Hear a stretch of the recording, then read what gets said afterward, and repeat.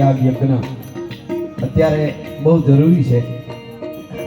આપણા ઋષિ મુનિઓએ જે ભારત વર્ષની જે પરંપરા આપી છે એ આપણે જાળવી રાખશું તો આ ધરતી માથે રહેવા જેવું રહેશે. નહીંતર અત્યારે આપણે રહેવા દીધું નથી.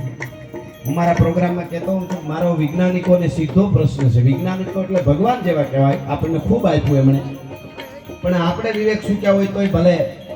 એટલે હું કહેતો હોઉં છું, સીધો પ્રશ્ન છે કે મંગળ સુધી વૈયા ગયા સારી વાત, ચંદ્ર સુધી વૈયા ગયા સારી વાત, પણ આપણે બધા અહીંયા નહીં હામી એટલે અહીંયા રહ્યા જેવું રહેવા દઈએ એવું કરજો. સીધો પ્રશ્ન એ છે, 4 વર્ષ જીવતા ત્યાંથી 70 પુગાડી દીધા. તો પેલા અમારા 30 વર્ષ આપો પછી મંગળમાં પલોટ લઈશું. લ્યો, આ તો સીધી જ વાત છે ને સાહેબ. કારણ કે ધરતીનો જે આ ગોળો છે ને એમાંય ભારત વર્ષની જે ધરા છે, જેના માટે ગામો ગામ આજ પાળિયા ઉભા છે આ માટી માટે, શક્તિ ધૂળ માટે. રણ કણ કણ રજ રજ રવે રંગે અને રવિ ઢંકે રજ હૂત, તોય રજ જેતી ધર નો દીએ રજ રજ વહે રજપૂત. અત્યારે સદગુરુ એક બાપુ બહુ સરસ સારું કામ સેવ સોલ્ટ કરી નીકળ્યા, એનું કંઈક સ્લોગન લઈને. સારી વાત છે, બાપુને વંદન છે. એટલે માટીને બચાવો એમ, એ સારી જ વાત છે. પણ અમારો તો 500 વર્ષ પહેલાનો આ ધરતીનો દુહો સાક્ષી પૂરે ભારત વર્ષનો કે ક્ષત્રિયોએ કેટલી સેવ સોલ્ટ, આને સોલ્ટ કહેવાય શું? માટીને સોલ્ટ કેવું કહે એને સેવ, તો એને તો કેટલું સેવની ખેવ ના રાખી છે આ દેશની ધરતીના શૂરવીરોએ કે રણ કણ કણ રજ રજ રંગે, રણનો કણે કણ રજે રજ લોહીથી રંગી દે અને રવિ ઢંકે રજ હું. યુદ્ધના મેદાનમાં ઘોડાના ડાબલાથી રવિને ઢાંકી દે ધૂળ ઉડાડીને, પણ તોય રજ જેતી થર ન દીએ. રજ ઉડી હોય એટલી ધરતી કોઈને દુશ્મનને ન આપે. રજ રજ બહે રજપૂત, રજે રજ થઈને યુદ્ધના મેદાનમાં બોટી બોટી થઈને કપાઈ જાય, પણ આટલી માટી ન આપે. તો તેથી એને ખબર હતી કે સોલ્ટની શું કિંમત છે, માટીની શું કિંમત છે, ધરતીની મીઠીની શું કિંમત છે. જે હમણાં આપણે યુવાનોના સન્માન કર્યા માં ભમ માટે, માટી માટે, જે પોતાના બલિદાન આપવા માટે તૈયાર છે. એટલે એ આપણે આવા યજ્ઞોથી, ગાય માતાજીથી, ગાય આધારિત ખેતીથી આપણે નહીં બચાવી તો હવે ફટાકિયા જેમ ફૂટે એમ માણસને એટેક આવે છે. ત્યારે શું થાય નક્કી નહીં. ભગવાનને કોઈ રાક્ષસોને મોકલવા આપણે એવું હવે લાગતું નથી. આપણી રીતે જ આપણે બધું પૂરું કરી દેવું. એની પહેલા જો આપણને સમજાઈ જાય આધ્યાત્મિકતા તરફ, યજ્ઞો તરફ, ગાયુ માતાજી તરફ, માનવતા તરફ, અહીંયા બધું મળી ગયું છે જાણે માણસને. પણ માણસાઈથી જેતો જાય. આજથી 100 વર્ષ પહેલા મરચું જેટલું તીખું હતું એટલું જ આજ તીખું છે. આજથી 100 વર્ષ પહેલા કેળું મીઠું હતું એટલું જ આજ મીઠું છે. આજથી 100 વર્ષ પહેલા લીમડો કડવો હતો એટલો જ આજે કડવો છે. આજથી 100 વર્ષ પહેલા કેરી મીઠી હતી એટલી જ મીઠી છે. ગળી છે, કેરીએ ગળપણ નથી મૂક્યું અને કેળાએ મીઠાશ નથી મૂકી, મરચાએ તીખાશ નથી મૂકી, લીમડાએ કડવાએ નથી મૂકી, માણસે મૂકી દીધી છે. એટલે બધું બગડતું જાય છે. ઈ મુકાય નહીં તો આપણી પાસે બધુંય છે. ઈ ભારત વર્ષની ઉજળી પરંપરા છે, આપણા આ યજ્ઞો છે. અને એનાથી ધરતીનું અને વિશ્વનું, દુનિયાના દેશોને લુગડા કેમ પહેરવા એ ખબર નહોતી.